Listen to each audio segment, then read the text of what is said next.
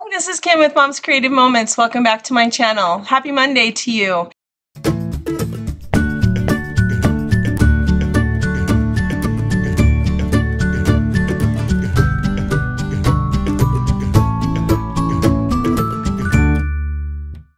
Today we are having our 101.5 lesson, and it may look a little familiar to you. I know I've already done a lesson a while ago, earlier this year, on punching frames for your pages. But what I wanted to show you today is not just punching a full frame, but punching the inside edge of a frame or the inside edge of a circle. So this shouldn't be a long lesson. This should be pretty quick. It's basically the same, but there are a couple of little nuances, I think, to doing the interior edge in a fancy way.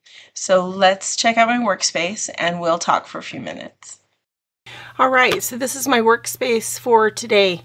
Let's talk about a couple things. So I have mainly just some scratch paper, if you will, out here. These are the top sheets for some of the newer collections that I have worked my way through. The weight of this paper is not cardstock weight. The weight of this paper is more like designer paper weight. So that's important because in a couple of instances of what I'm going to show you today, I'm going to be folding the paper and punching it with 2 layers. That can be done as long as you're using designer paper weight paper or something lighter. But cardstock cannot be doubled up in most cases. You will get it stuck in any of these punches if you try to punch cardstock that you have folded in half. Almost every time. I mean, I'm sure there are anomalies where, you know, a few of us have tried it and it has worked maybe once. But usually you're going to get cardstock stuck if you fold it and if you can punch through it at all, because it's really difficult. What we're going to do today is just use some of these newer punches and show you some decorative frames or different ways that you can use these in a decorative manner. All right? And I hope I don't cough my way through this, but please forgive me if I do, because I'm still fighting that virus I've been fighting for like 2 weeks. It's crazy.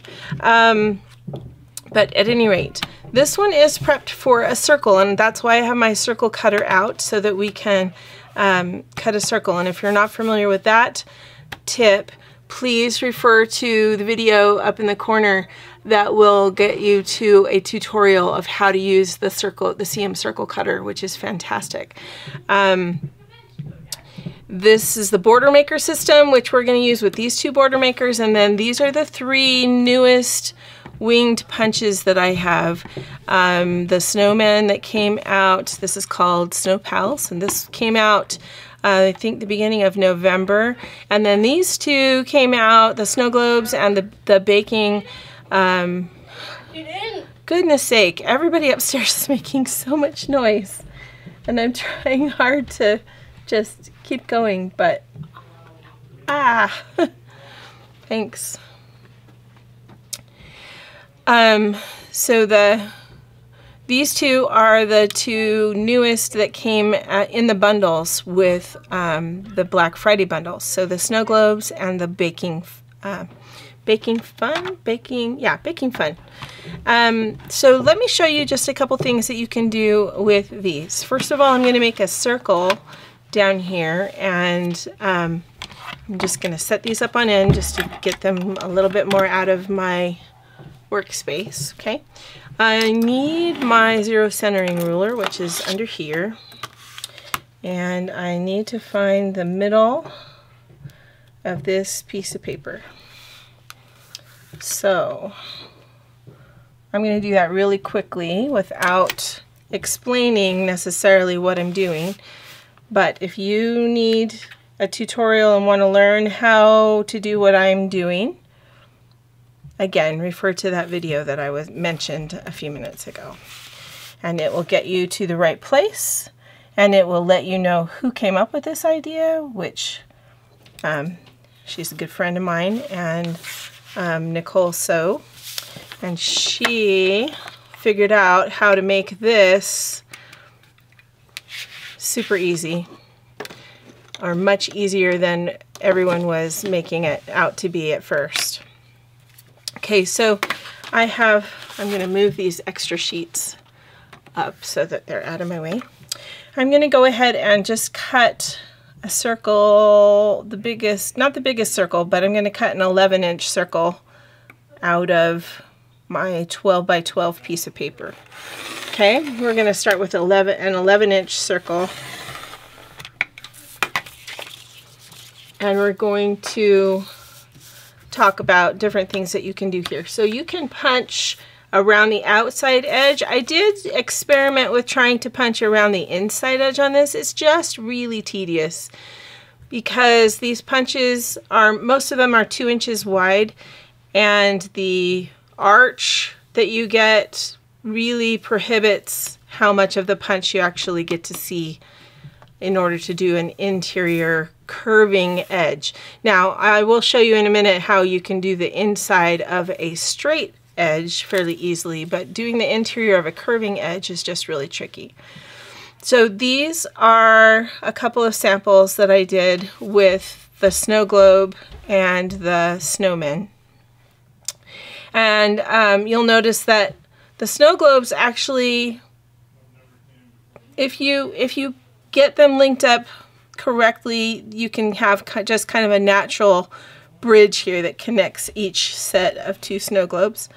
If you don't get them connected in the same way, then you get kind of this awkward thing that punches out. So let me try to show you what I mean on this sample circle. So I always flip my punch over, and that allows me to be able to see what I'm doing a little bit easier. And I put my circle in and try to center it. And what I mean is I try to, and let me see if I can hold it there so that you can see. I try to center the arch so I have the same amount of a void on either side. And that's the best I have figured out to do as far as centering this. Okay, then you punch. Okay, and then we get these larger pieces out like that. All right, then you're going to slide your punch forward, and the idea is that we want to connect this area right here. Okay, we want to connect that area, so we want to join the corner, the punched corner, this punched corner right here. Let me show you with a pencil. This one, right in there. And I know that's difficult to see. Let me see if I can, let's see if I can refocus the camera. There, that's a little bit better. So right in there is what I'm talking about, okay? So not up here where the snow globes are, but underneath it. That upper corner is what I'm trying to line up, okay? And then I just want to kind of make sure, I want to make sure that's lined up, and then I want to give it make it as centered again up here as I can.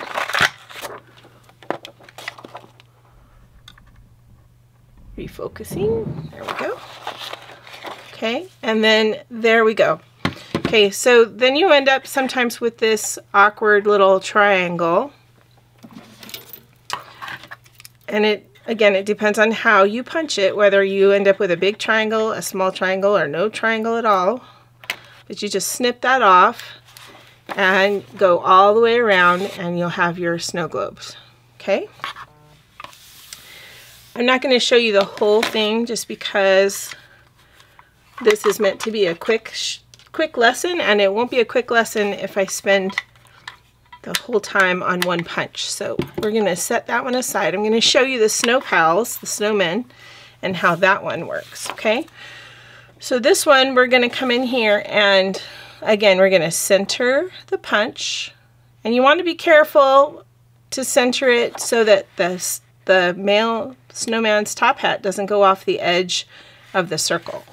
All right, so maybe if you're gonna be not quite centered, I would lean towards giving a little more paper on the top of his head right there. Okay. All right, so here are our snow people. And now, once again, we're joining this piece right here where the bar is at the bottom of the snow people. That band of snow, this band of snow right here, is where we want it to join up. And we can kind of fix the rest, but we want that to come together and be as centered as possible. So I'm going to, again, make the top part of where I'm punching, the void right here, that corner is going to line up with the voided corner from this area from the other punch. And then I'm just going to make sure, again, that my male snowman's hat is getting punched. All right? And so again, we get left with this awkward triangle in the middle. You can come in here with your scissors and you can connect to the snow like that, and then connect. You can connect their hands, or you can just complete their hands so that their mittens are not just bluntly cut off. All right, something like that. There, that's easier to see. All right, so that one's fun. Fun to do, fun to do. Now the baking fun one you can do in a round like this as well. Let's check that one out. So we're going to slip it in here like this.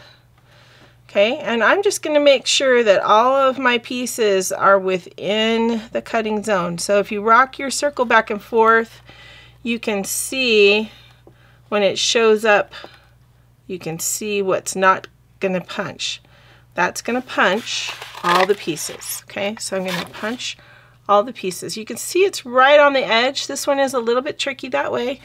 On an arch, it doesn't like to play nice, and because it's not a chain punch, this is a decorative punch, or it punches out all these fun little, cute little shapes. It's not going to have the same effect as these, because these are chain punches. So when you are done with these, you will have a chain outline punch, a circle of snowmen, and nothing in the middle. When you're done with this one, it will still be an intact circle, except if you do like I did with the spoon and get it just a little too close and then it breaks. Okay, so just be careful if you use this one around a circle edge. That one is a little bit tricky. Okay, so fun little things that punch out. That's super fun. Okay, so I'm just going to set these kind of off to the side. We're going to run over here to, actually, you know what? Let's see about punching. I'm not going to punch this one. This one I tried, the plaid, the linear plaid. I really did try to make this one work in an arch. It doesn't. I struggled with that so badly and was very disappointed. So I don't know, you might be better than I am. If you can figure it out, let us know, okay? Because I could not figure it out. This is the, what is this? This one came in the secret box, the Diamond Link Chain Border Maker cartridge, okay? And this one, you do much the same, but let's see if we can make, I haven't actually tried this one, so let's see if we can make this one work in a circle. I think it will work. All points indicate that it should, but let's check it out and see. The idea with this, making this work, is you need to just try to center everything. If you don't center everything just so, then you end up with kind of a funkiness to it. A funkiness. Is that the thing? I think that's a thing. Okay, so again, I'm just lining up this lower part of the upper diamond with the previously punched area and then punching.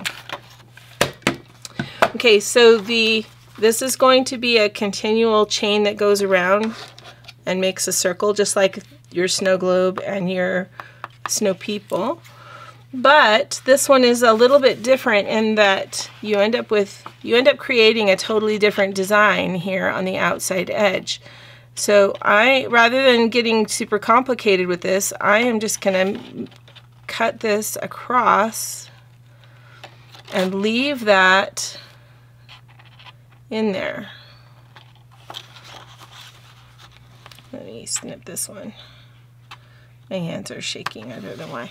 Okay, so you can get as fiddly as you want to with this, but I think that makes for a cool design if it's cut cleanly all the way around. And you can see the variance in those blocks. They're going to be a little bit different each time you punch them, but the more you punch them and practice, the more uniform you'll be, and you can make that a really cool. These look like beads to me, like a beaded necklace, or like those hanging beads doorways from the 70s. That's what that one reminds me of. Anyway, very cool stuff. Okay, so let's move on to some squares, and let me show you what I did with the Baking Fun punch. This is an interior edge that I punched, and it turned out, I think, really cute. I took a 12 by 12 piece of paper. I took that 12 by 12 piece of paper and I folded it into a triangle. So opposite corners together, and I creased it to no end. Okay? Creased it. You kind of have to do this procedure. So, all right, so then we're gonna make it into a 2-inch frame. Okay, I could have probably made it into a 2-inch frame without creasing it. We all know how to make a frame using our guides on our trimmer, but for the sake of this demonstration, because I'm going to need it in a triangle anyway, I went ahead and creased it. So we're going to measure to the 2-inch mark here, and I'm going to measure up to the 2 inches from this edge. You can do it the opposite way if that makes you feel better. And actually, let's just do that because I think it might be easier for everyone. Sorry about that. So we're going to just put this edge on the 2-inch mark. 2 inches. Okay. Then we're going to cut all the way through down here. So we're going to start at the 2-inch mark up here with our cut. That means this side of my housing is going to be at the 3-inch mark because my blade is 1 inch up. So I'm going to place the edge of my housing at the 3-inch mark on my trimmer, and I'm going to cut down. Then I'm going to flip it and put that cut edge horizontally across the top and line up the uncut side again at the 2-inch mark. Now I have a cut edge I can line up this mark on the side of my trimmer with, this white mark right here. I can line that up with the cuts that I just made, or I can just use the measurements on the outside here and again start cutting with that at 3 inches, which starts the cut at 2 inches. Okay, so that leaves us with a 2-inch, 2-inch wide, 12-inch frame. Okay, so now we're going to take our baking punch, and this is how I did it last night when I was playing with this. I went ahead and took my frame, the inside edge, and I lined it up like this. Okay, I put that corner right to the edge of the wing. Okay, corner to the edge of the wing, punch, and slide over, and punch, and slide over. So all of you guys that are making recipe books with the cool new recipe book kits, this is a fun way to make your title page, an outstanding way to make your title page. Okay, so let me just show you really quick. This is important. All right, so I just punched these going this way. Now, to punch this edge over here, I'm going to flip it. Okay, so I just took this corner that I just punched, I'm going to flip it to this side. And I'm going to do the same thing I did before. I'm going to line it up there with the wing, the edge of the wing, and I'm going to punch to the point out here.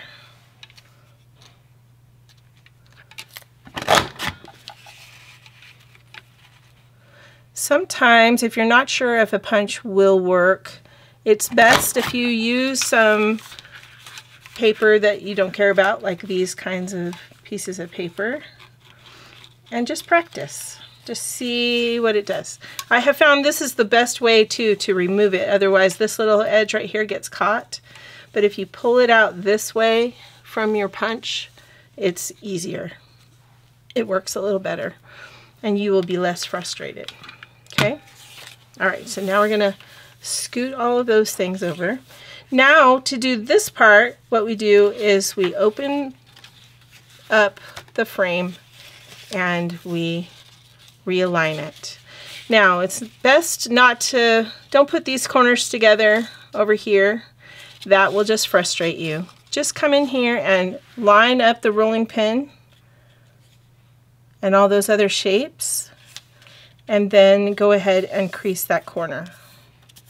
Okay, same thing on this side. Just line up the rolling pin and crease that out like that. Okay, now we're going to come in here, and the key here is we want to make sure that we have the, okay, there we go.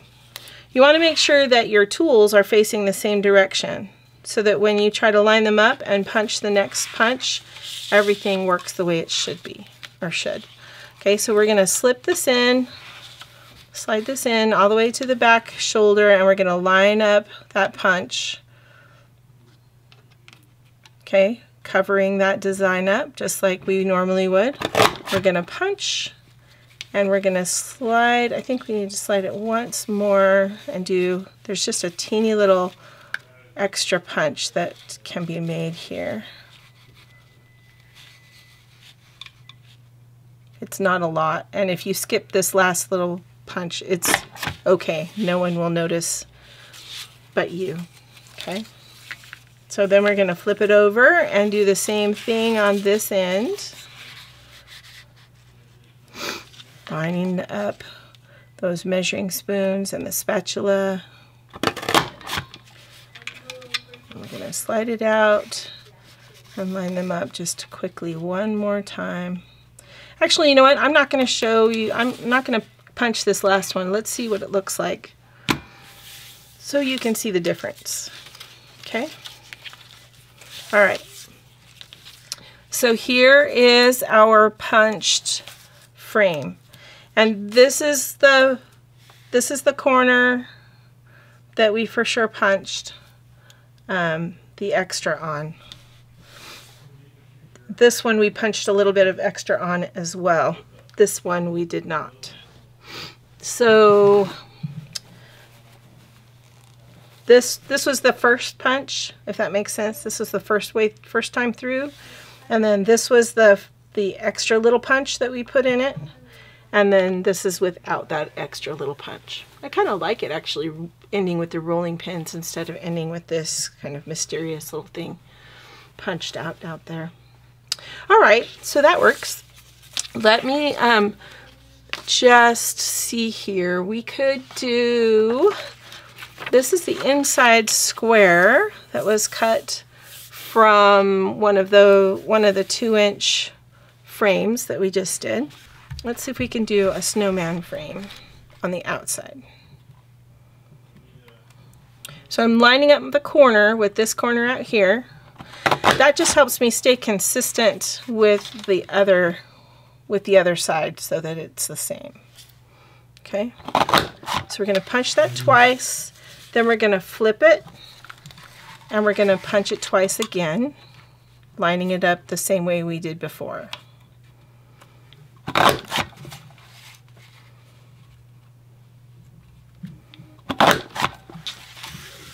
All right. Now we've got this 1-inch square here, and I think probably the best way to remedy that is going to be to just connect this mound of snow here and finish their hands off and call that good. But we could finish this punch here, and I think we should. So let's go ahead, and I'm going to line up my punch on this side.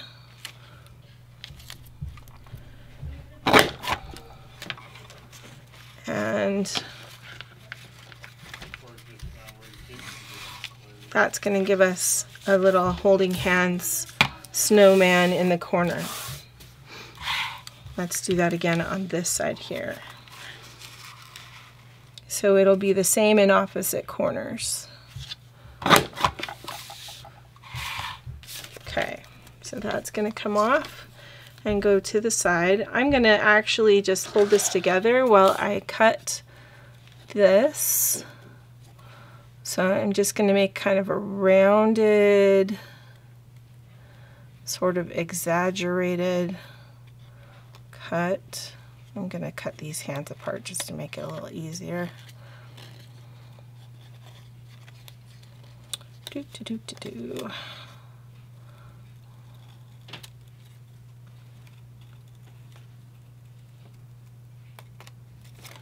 So like that, and I'm going to flip it over and cut these two hands over here.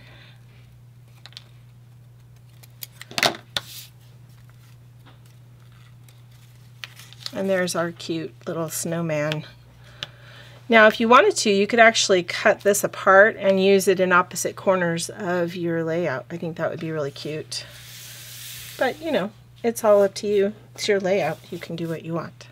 But these, if you've seen the borders and things that people have been making with the snowman punch, where they actually are adding the top hats and adding a little bow or a bonnet of some kind to the misses, and adding the little mittens and things like that, or a heart in here. Super, super cute. Very, very darling. All right, well, I think we have used our time well today. I hope you think so too. If you have any questions or concerns, things that you would like me to do, I would love to help you out with that. Just shoot me an email. And I will be doing something in addition with this linear plaid border maker. So please stay tuned. We are starting Friday, the day after Thanksgiving. Happy Thanksgiving, by the way. We are going to start our 12 days of Christmas layouts. So tune in. I hope those will be helpful to you in getting your Christmas layouts completed and giving you some inspiration for doing those. Thanks so much for joining me today. Until next time, I hope you have many more creative moments. Enjoy your day.